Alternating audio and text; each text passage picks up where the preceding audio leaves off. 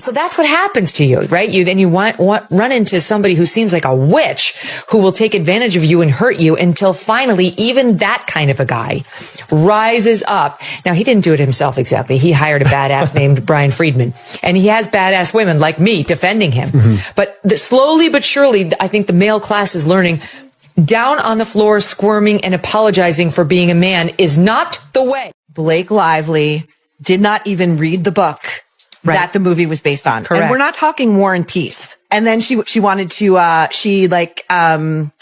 ixnayed all of the wardrobe choices, because when you're making a movie about a poor woman who's suffering from domestic violence, you want her to look like she has money. Right. That Blake said. That's what she did.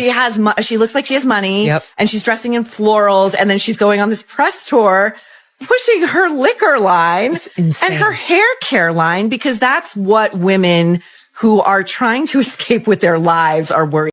And trying to signal Justin Baldoni's team, like, look, we have nothing to do with this. We're not friends with her anymore. We don't even like her. We don't even know her. We can't believe she said this.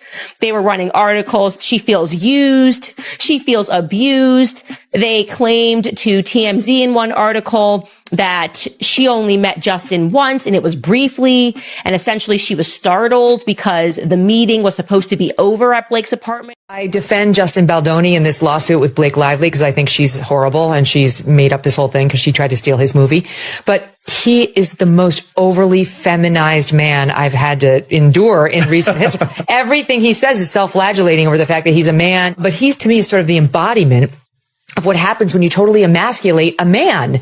And then she continued, she took that stiletto and stuck it in his heart when he was down there self-flagellating, being so sorry for anything having to do with his testosterone. Non-legal expertise, as I have said from the very beginning, smartest possible move for Justin Baldoni's team to make. I've said depose her. I wasn't sure they were going to do it because Brian Friedman was asked about it by Harvey Levin on TMZ, and he said, well, we don't know. We'll see which way this case goes. And I'm going, what do you mean you don't know? That would be like the very first thing I would do. I would depose Taylor Swift against Blake Lively, because first and foremost, no matter how you feel about Taylor Swift, you have to recognize and respect the fact. Justin Baldoni, he has fought back yet again. He filed a lawsuit against the New York Times, which he had Brian Friedman on to discuss, saying it had done a defamatory report on Blake Lively's claims that she was allegedly harassed by this guy when they shot the movie It Ends With Us, a film about domestic violence. In that claim, they said the Times distorted the truth. They did not report text messages which were full and complete, which showed a very different meaning than the snippets that Blake Lively put in her complaint. Respect to them for the speed at which her marketing team moves. Dropped an entire article in the press announcing that her and Blake are taking a break. They're no longer friends because, shocking, Taylor Swift feels used. She always feels used. And she wants nothing to do with the Justin Baldoni situation. Is she being used, or are people starting to jump into lifeboats because Ryan and Blake's Titanic, the ship that not even God could sink, is sinking? It's going down because God is God. Okay. I told them that I wasn't in the best place. I told them that I was exhausted, that I haven't given myself time to recover or time to heal. I had an intense year, a lot of material success, and a lot of emotional stress. It's very hard on me. What began as a routine legal battle over It Ends With Us has spiraled into one of Hollywood's most explosive scandals in years.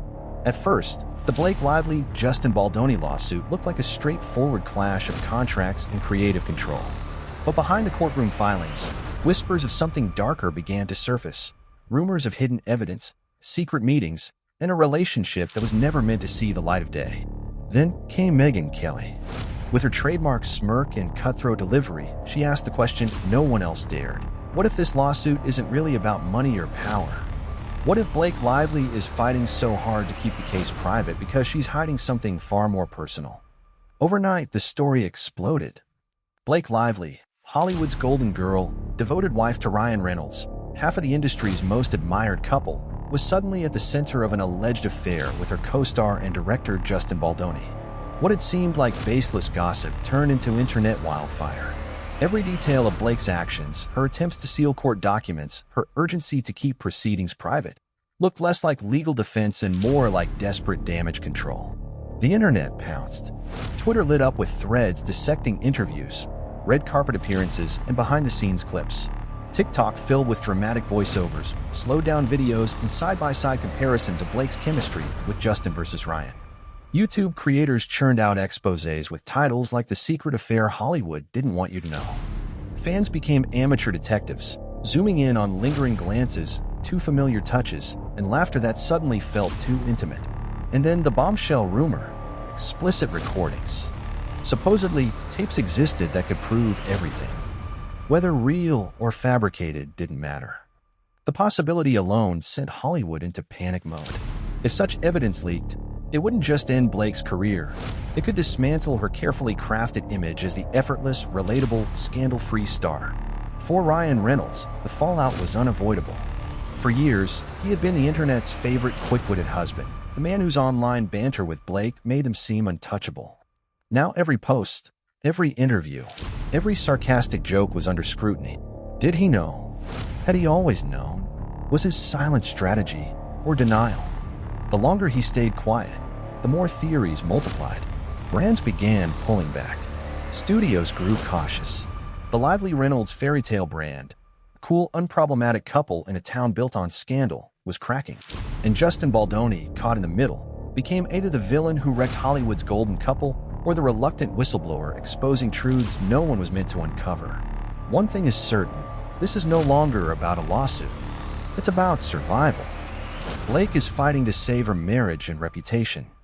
Ryan is struggling to control the narrative that once made him untouchable. Justin's future hangs on whether he's cast as manipulator or martyr. Hollywood loves a power couple, but it loves a downfall even more. And right now, the world is waiting for the next bombshell to drop.